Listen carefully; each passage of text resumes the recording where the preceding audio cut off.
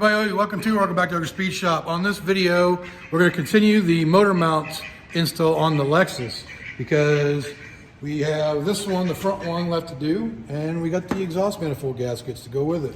So we're going to pull that front manifold off and then be able to get that motor mount out. At least that's the way I can. It looks like it's going to be the easiest way to do it. So let's get into it. Necessary it is, but I'm going to go ahead and pull this air intake off right here, just this one piece, and get all these connectors and everything off of it so I can do that. And vacuum hoses that are not connected right now. That's perfect. Make sure those are connected again. So there's bolts underneath these little flaps right here, and I can pull this. I'm not going to pull this whole cover off, but get these little clips. I just push the button in the middle in. That releases them. But that's the only one I should have to take off. This is going to free up some room down inside here. Okay, I'm going to see if I can bring you in a little bit different here. I'm going to disconnect that O2 sensor. They sure like to hide stuff in this thing, don't they? I'll take the air box off just to make it easier. I'll be back. All right, so we got most of that stuff out of the way now. Now we can see our O2 sensor wire right there. That's right here. Just get it unplugged and disconnected from this little tab down here. Okay, got that off. So I'm gonna pull that O2 sensor off just because that way it won't get messed up. That's my O2 sensor tool. Yeah, I already got it loose, so let me get a wrench. It's 7/8. It's still a little warm. Yeah. Okay, so the next thing we're gonna do to get the exhaust manifold off, we're gonna pull this cover off so we can get to the bolts and everything. That one might be a problem. All right, that thing's getting cut off. I don't always see this working, but you never know. I might get lucky. Nope. So as you can see, I cut that nut off and I was able to get it off there without killing the stud. Surprisingly, well, most of it anyways. Ain't no big deal. So yeah, I just got to loosen the bolts from down below on the flange from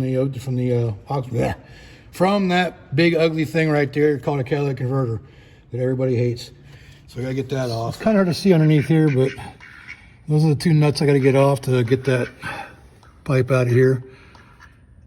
It looks like it might have a hanger right there too. So I gotta get those off. All right, so I got all the hardware off on the bottom. There was a bracket, the little tray that the oil filter drains into. That was attached to a bolt bracket at the bottom of the catalytic converter. So now let's look at these 6 bolts up here and that should come right out.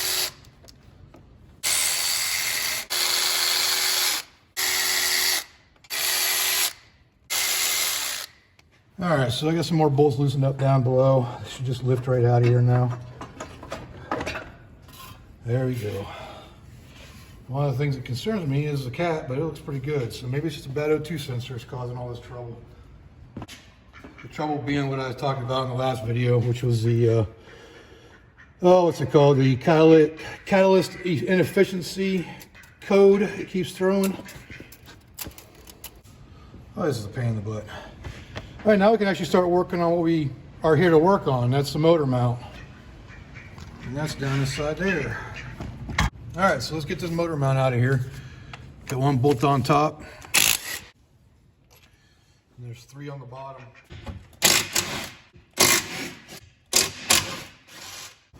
Now I'm wondering if the easiest way to get this thing out of here is just to disconnect that bracket right here. So you see this bracket right here that this top mount is on? Now will the motor stay in place if I remove that? Let's put a jack under there just to be sure.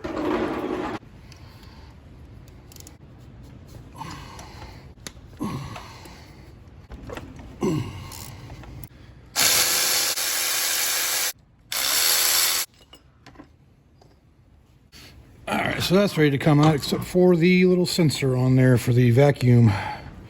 Okay, now we got a vacuum. Couple of vacuum hoses too, and they're already disconnected. and one on top. Okay, so we got this little thing right here, and it's got this little cylinder that needs to come off of there. So I just got to take that bolt off right there. I think it was a 10 millimeter.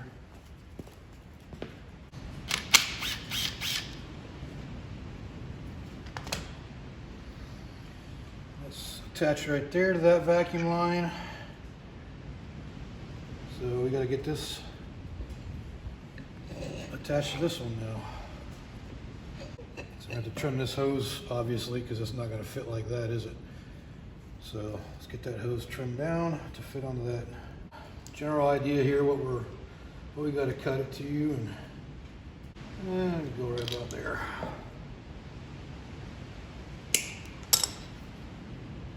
Okay, that doesn't even come close to fitting. Oops, wrong one. So that goes on there. I sure hope you can see it. Everybody can see this. And that gets bolted down like so.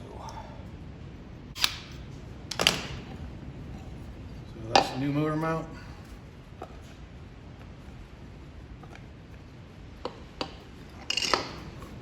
Oh yeah, God, look at the difference in that. That thing's completely trash compared to that. That doesn't move at all. Jeez. Yep, definitely a good idea to be changing that thing, huh? All right, let's get her back in there. So if you look right down here, you got two vacuum hoses right there, or three actually. There's this top one. So the two bottom ones go to these two right here, and the top one goes to that one right there. So just gotta get this down inside there, into its position.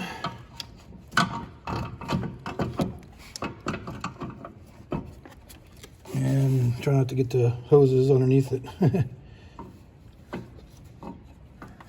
So we got the one hose that goes on top, which is the littlest one. They don't give you much room in here, do they? Okay, that's on. Get these bottom ones on. Which again is easier said than done. There we go. Now just need the power wire here.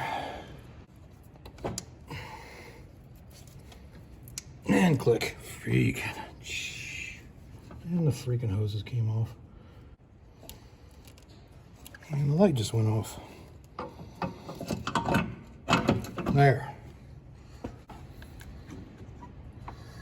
All right, so there you have it. It is in. So I'm going to clean this up a little bit on here and get everything reinstalled. And it looks like I might need a new gasket for that too. Oh, great. What are the odds I'm going to find that locally this weekend?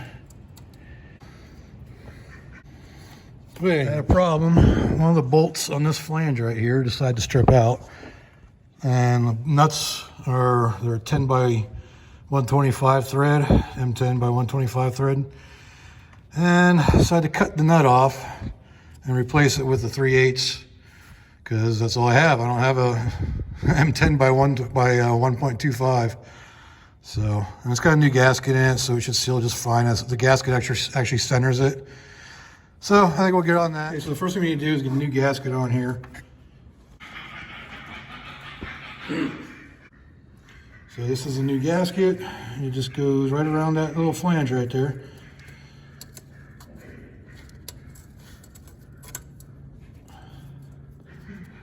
So simple enough. I just gotta get the pipe back in there. All right, so I gotta get this pipe down in here. Hopefully we can get it to line up. The good thing is there's only one stud. So hopefully once we get that, we get the, oh yeah, probably help to put the exhaust manifold gasket on too. So let me grab that. All right, so we got the new gasket here. If I try not to drop it here. And it doesn't specify which way it goes, so I'm just gonna put it on the way it fits, which is like that.